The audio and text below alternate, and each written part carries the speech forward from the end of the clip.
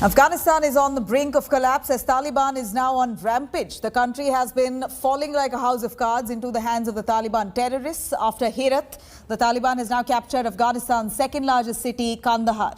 It comes as a major success for the Taliban as Kandahar is their former stronghold. They've also captured the key southern city of Lashkar Gah and also Herat International Airport. Taliban is now inching closer to the capital, Kabul. They have cut off a crucial highway link in Ghazni. Taliban have taken over 12 of Afghanistan's 34 provincial capitals weeks after launching the offensive amid US troops withdrawal. Meanwhile, with rapidly deteriorating situation there, US is now planning to send in at least 3,000 troops to help evacuate its officials from its Kabul embassy. Britain too is sending 600 troops to support British nationals leaving the country. Canada too is evacuating its citizens and sending out troops. India too has issued an advisory there for its nationals, asking them to immediately leave Afghanistan.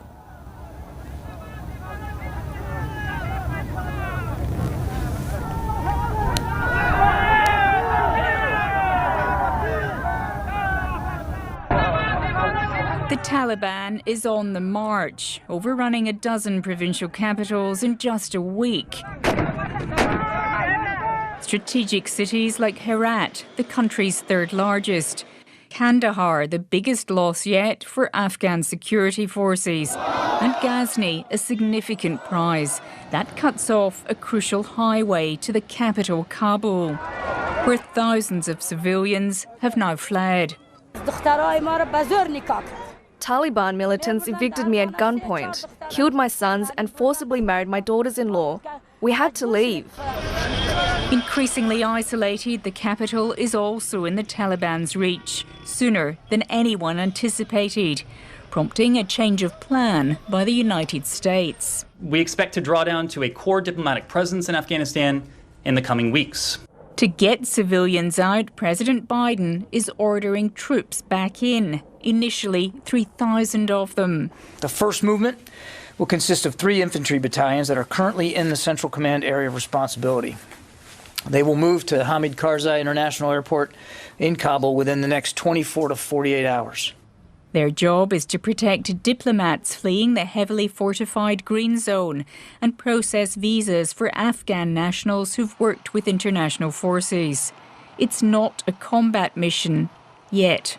This is a temporary mission with a narrow focus. As with all deployments of our troops into harm's way, our commanders have the inherent right of self-defense. After 2 decades in Afghanistan, the US is trying to downplay the symbolism of the moment. This is not abandonment. This is not an evacuation. This is not the wholesale withdrawal. This wasn't how Joe Biden saw it all playing out. He telegraphed to the world that he wanted to pull all US troops out by September the 11th, the 20th anniversary of the attacks which sparked the US war in Afghanistan. An action that ironically may have emboldened the Taliban in its deadly advance. Barbara Miller, ABC News, Washington. All right, I'm going to cut across to Geeta Mohan joining us, who's been tracking all the developments there in Afghanistan. Geeta, it's tragic that the entire world is currently helpless. Do tell us more about the situation here in Afghanistan. Well, absolutely. Herat International Airport falling to the Taliban after the Kunduz Airport, where we saw a helicopter gifted by the Indian establishment dismantled, the rotor blades moved, clearly shows that the advances and the offensive by the Taliban is going to be a scary scenario, not just for the Afghan administration, but for India and the stability of the region as well. Having said that, there are reports that are now coming in that 90 media houses have been shut down by in places where the Taliban have taken over. That clearly shows that the Taliban's agenda is my way or the highway, that there is going to be no dissenting voices or freedom for allowing difference of opinion. To a question in the interview with the Taliban spokesperson, Sohail Shaheen, where I asked about whether if there will be democratically represented government in Kabul, should they return to Afghanistan, should they be a part of the administration, they said, we have our own agenda. The Afghan administration has its own agenda on elections. We are very clear that we represent the people of Afghanistan. So they've already announced that they represent the people of Afghanistan. The problem would be when there are differing voices, those who want democracy, those who want elections and elected representatives representing them, and women who want rights and the right to decide whether they want to wear a hijab or not, work or not, go to school. These are areas that are of grave concern and matter of huge issue for not just Afghan administration, but the international community as well. Having said that, there are two parallel conversations and rounds of talks that were taking place in Doha. One is the extended troika, of which India was not a part. The other one was a meeting of all stakeholders in Afghanistan, where India was a part, but there has been no clear outcome as to what is really going to happen until the time we see Taliban not shunning violence as per the Doha agreement. It seems like peace is elusive, and that's the reason why America now has decided to send 3,000 additional troops apart from the 650 that they're going to maintain for their embassy in Kabul, and 1,000 would be stationed in Qatar should Afghanistan need backup support. All right, Akshat Anandagopal showing us through the map here of Taliban recapture Afghanistan. Let's take a look. The situation in Afghanistan is very, very worrying, and now we're going to show you exactly what the situation was a few months ago versus now, how the Taliban is quickly gaining more and more ground. In April, I just want to look at the colors here in this map. The grey represents the areas that is under the Afghanistan government. The orange is the disputed, the contested areas. The red is Taliban strongholds. So in April, you look at the situation, largely, if you look at the entire country, it was mostly contested areas. 1 month later, in May, slowly Taliban presence increasing. But you can see that they've still not touched the major cities like Herat, Kandahar and Kabul, all of them in grey, which means all of them were under government control. 1 month later, again in June, you see how progressively the Taliban was increasing its presence, particularly in parts of South Afghanistan as well as in the west. And then in the next month it gets even worse, and it's in the matter of almost 40 days, 40 to 45 days that the Taliban has really managed to conquer more areas in Afghanistan. Most of the country there, you can see, was under Taliban in July. And now, if you look at the current state of affairs, over 65% of Afghanistan is in Taliban control. Herat in western Afghanistan has gone under Taliban. Kandahar also is in Taliban control. What's left is Kabul. The capital is still under the Afghan government, but you can see around Kabul also that slowly the Taliban is inching forward. The Afghan government is focusing on trying to secure main highways as well as some of the border areas of Kabul to ensure that the Taliban can't come close. But it looks, going by at least this map, that it's only a matter of time. Now, India Today's Geeta Mohan also spoken to Taliban spokesperson on their demands and whether they're open to talks with India to end the Afghan crisis. So, Saab, I'm just giving the counter argument. Now, the Afghan administration says the same thing about the Taliban, that if they are talking, then what's the need to capture areas? If the final resolution has to be that the Taliban has to be part of the Kabul administration, where is the need for the Taliban then to capture territories and ground as and when the US and NATO forces are withdrawing? First, what was the need for the Kabul administration to announce a 6 month of military operation against us? What is the need of their saying of killing hundreds of the Taliban members, as they claim, every day? So this started by them. They initiated the offensive, not we. We reacted. And secondly, we are not negotiation to be part of the Kabul administration. The negotiation is to agree on a new government, on a new political roadmap to replace this administration, a government which will be acceptable to all Afghans. That is the solution. It is not about surrendering to a government.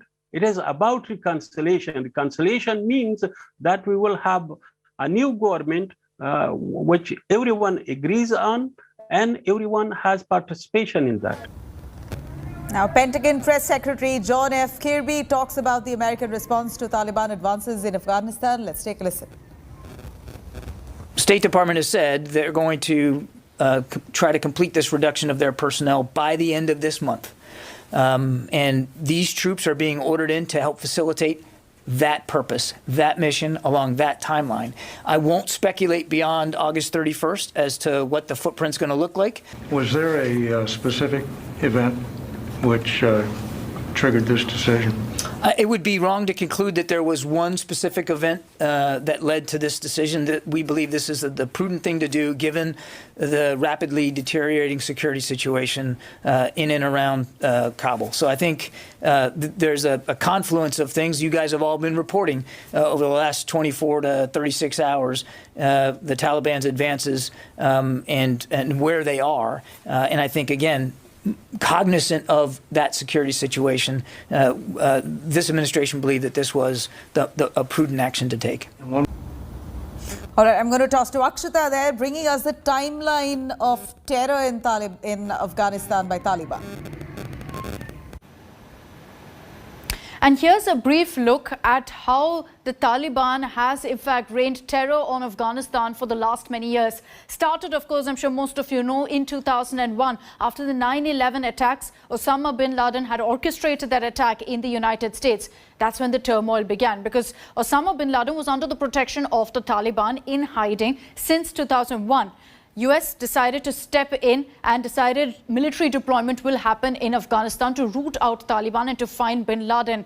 A new Afghan government years later in 2004 took over. This was, of course, with a lot of intervention by the United States. Barack Obama in 2009 made it very clear that there'll be no change in policy as far as America is concerned and sent in more troops to keep the peace, is what America said. In 2014, the Afghan army was essentially given over the reins and they were made responsible for the security in the country. There were rumblings then, but the United States was still there in Afghanistan. They had boots on the ground. In February 2020, a peace deal was reached finally, and this was a historic moment. The United States and Taliban agreeing upon a peace deal. And then what's triggered what you're seeing right now is the United States saying that this is not our war anymore. This is not our concern. They announced the withdrawal of troops, which is still happening right now, the completion of which will happen in September.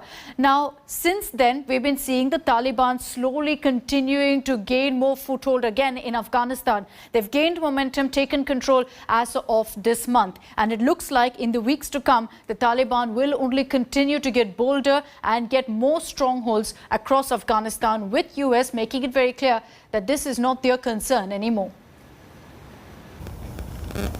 Now, reports from Afghanistan are alarming. Taliban has taken over 12 of the 34 provincial capitals. Ghazni fell without a fight there, and the governor was given a safe passage by the Taliban. Taliban flag also flies on right there in support of Kunduz. Herat and Kandahar too have fallen. The indication are that Taliban are now barely 150 kilometers from the Afghan capital, Kabul. The opposition remains. In fact, the big question here is how long will Kabul survive? Alarming reports from Afghanistan. Ghazni, Herat, Kandahar. The United States Embassy in Kabul spoke of reports of Taliban executing Afghan army soldiers who had surrendered, saying the information was deeply disturbing and could constitute war crimes. Taliban on Thursday claimed to have taken control of Ghazni, a crucial city leading to Afghanistan's capital, Kabul, amidst US intelligence reports that Kabul could collapse sooner than anticipated. The governor of Ghazni surrendered to the Taliban and was permitted to leave amidst reports of war crimes by the Taliban. Afghanistan's President Ashraf Ghani has not only replaced the Afghan army chief, but has also reached out to ethnic Uzbek warlord Marshal Abdul Rashid Dostum and ethnic Tajik leader Ata Muhammad Noor to rally the warlords to fight against the advancing Pakistan-backed Taliban.